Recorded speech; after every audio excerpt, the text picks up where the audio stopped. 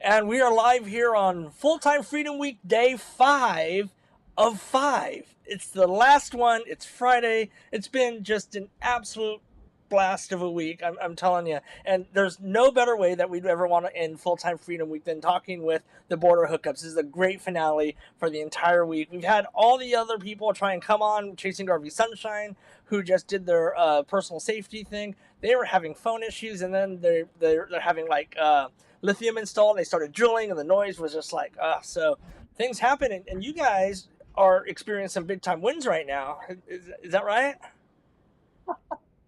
Yeah, we have 45-mile-an-hour gusts in Arizona, and not just us, but we're hearing it from people in north of Phoenix and people in New Mexico are getting these winds. So it's not just us. Yeah, we're really rocking around right now. So if you see things shake and rattle and roll, that's why. It's the wind. Yeah. And if I run, it's motion sickness that I'm getting out of here because I'm literally getting motion sickness as I sit here. Well, we'll make this a short. I am. We'll make this a short and sweet thing so that way you guys can get. And the wind can't be good for the fires either. That's going on up there as well, and it's just it's kind of even I'm in San Antonio now. I've mentioned this on other feeds, and I'm heading to Austin tomorrow. The wind gusts, we're expecting 40-mile-per-hour gusts tomorrow early, so that's affecting Matthew Sands. He was saying I don't even know if I can get there because I don't want to drive my towable. He's got a bumper pull, and 40-mile-per-hour gusts. We kind of get into that point where it's a little dangerous. So you got it. It's very dangerous. We're actually tracking a friend of ours right now who's driving with a bumper pull. We were in Mexico with him, and we're worried about him because the freeway's not good. Yeah. Yeah. So just a little bit of that safety. We're happy to be on here with you. Yeah. Well, I could see the things bouncing, and I was like, man, it is. You guys are rocking and rolling a little bit.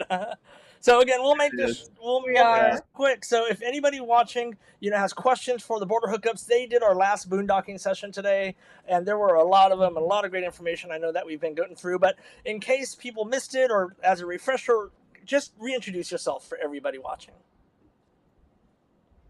All right. Well, I'm Jacqueline. This is my husband, Dave, and we are the Border Hookups. We have a YouTube channel, the Border Hookups Go RVing, and we're full-time RVers and musicians and health coaches and boondockers. We love to boondock.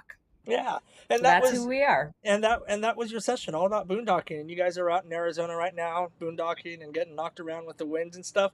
And I guess this is a good spot to maybe start because if anyone watching has questions, you can drop them into the comment section below, and then we can put them up on the screen and we can answer them. But this is a good point. One of the pitfalls of boondocking sometimes is you're a little more exposed to the elements. Like if you're in an RV park, you might have other rigs and retaining walls and all this other stuff to kind of shelter you from the elements. Is there anything that you guys can do to, in this kind of a wind area? Is there to kind of stop the whole bouncing? Is there, or do you just kind of have to suck it up and get through it the best you can?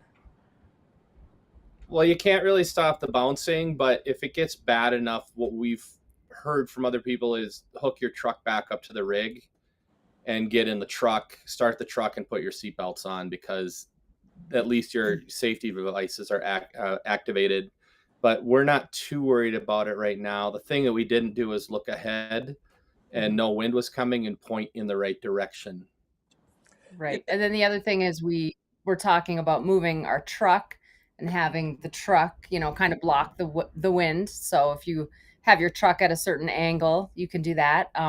We also have the blocks under our levelers, or under our jacks, I should say. So those are bigger blocks and they give us a little more stability. And I think that helps a little bit. Yeah, and I was going to mention that you talked about rearranging the rig in a specific direction. Explain that a little bit. Go a little more detail on that for everyone. Well, we have a wind app, and it tells us which direction the wind's going to be coming from. And had we done our homework before we got here, we didn't realize we were going to have a windy day today. We would have aimed the camper into the wind, and just like it would be driving down the road, it's a lot more aerodynamic, and you're not getting broadsided. Right now, we're basically not completely broadsided, but we're pretty about as bad as we could get, but we're too lazy to get out and go and get in the truck and move it. So we'll just weather the storm. Yeah. Did you guys move your truck already to try and shelter from the wind, or is it just so bad that it just wouldn't even work? Huh? Or It's Jacqueline came back from the grocery store, and when she put it next to the rig, it created kind of a vortex under the truck, so all the dirt came up, so it didn't really work. You never know. You just trial and error. Yeah. See what'll work and see what won't. But yeah, I know when I'm out in courtside a lot of times, one of the first things that I learned because I went out boondocking with more experienced people, and one of the first thing they look at is we get out, we go, okay, how many rigs are going? Where's the wind? Where's the direction? And we kind of set up camp so that one rig is, breaking the wind, and then the other ones we kind of just build around it so that they act as a wind block as opposed to a wind tunnel, because you can easily mess that up and create matters worse if you're stationed wrong. I think the way it works is you get the new guy who's never done it before, and then they're the windbreak. And you say, this is the best position you can possibly be in to protect yourself, and then everybody sits behind them. Hey, that was me. They always said, you can go here. And I was okay. Well, actually, what we always looked at is who's got the biggest rig and the heaviest rig, maybe because that might have something to do with it, so yes. And that was it. But yeah, they were like, Stuart, you're gonna go park there. I was like, okay, perfect, I'm there. So should never have bought that super seat. I'm gonna remember this from here on out. So that's revenge is coming. Well, the nice thing is, the nice thing is we're not out in the Badlands like we were. And when you're right on the rim of the Badlands and there's a windstorm like this, then you have to hook up and move because you don't want to be plunging down into the Badlands. So there's that. And then we also aren't around trees right now. Right. That's a huge difference. Yeah. If there were trees, I mean, there are a few horses over there that might end up in our living room here before too long. But other than that, we don't have trees.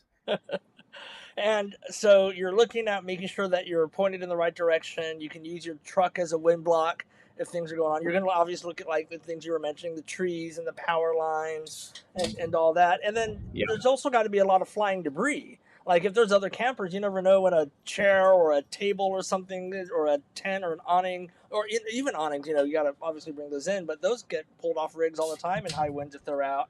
And chairs and all that, so the debris around there is it's very true.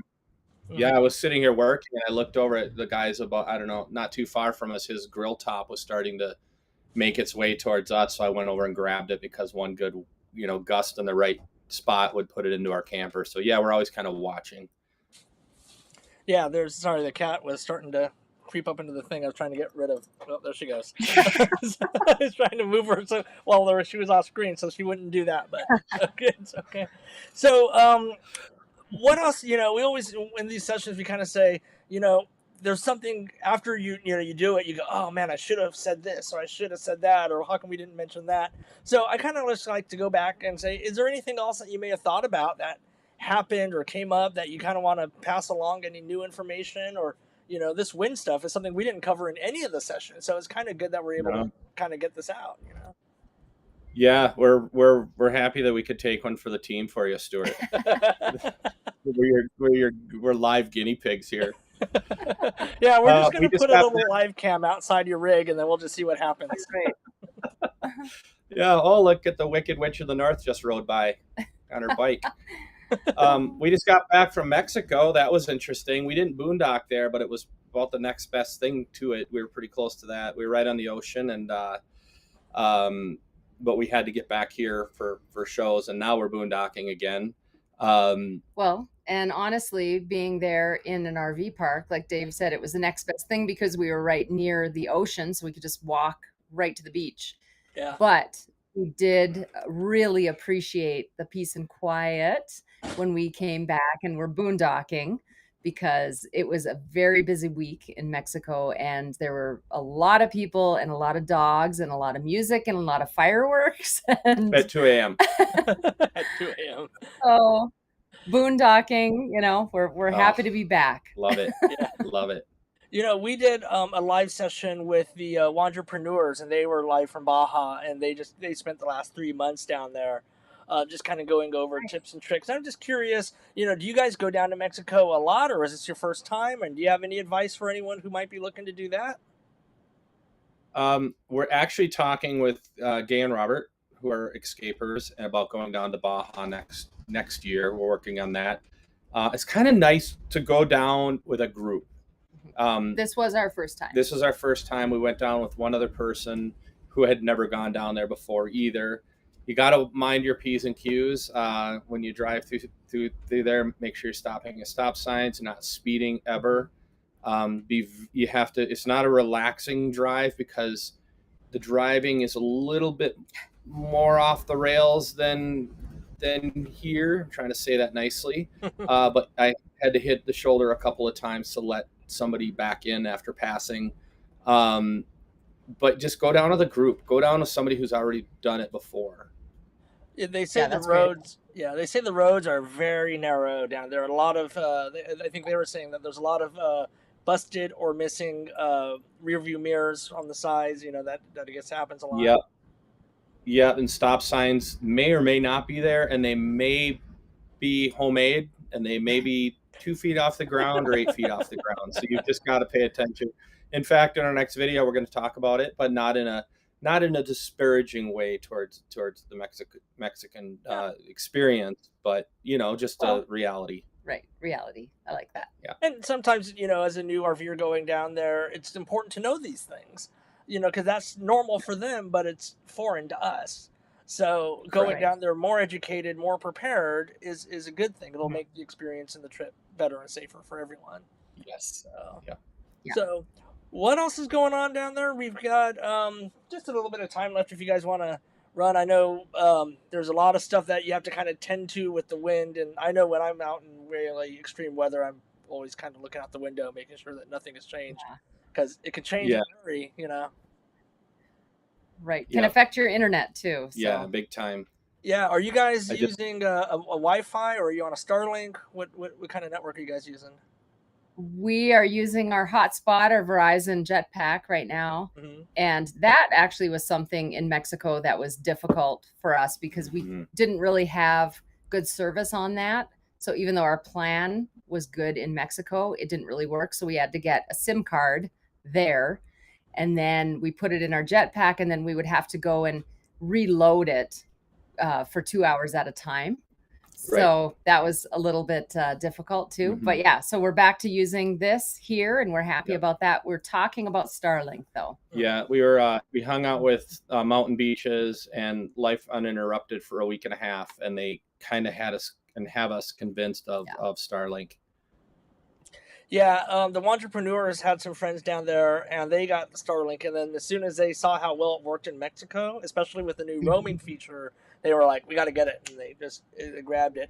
And one of our prior live episodes, we had Technomadia on in the Mobile Internet Resource Center, and they are talking about all the different options for cellular in Mexico as well, because there's just sometimes just not a lot of compatibility. Sometimes there's a lot of data limits, and it's just not always reliable, So if go ahead.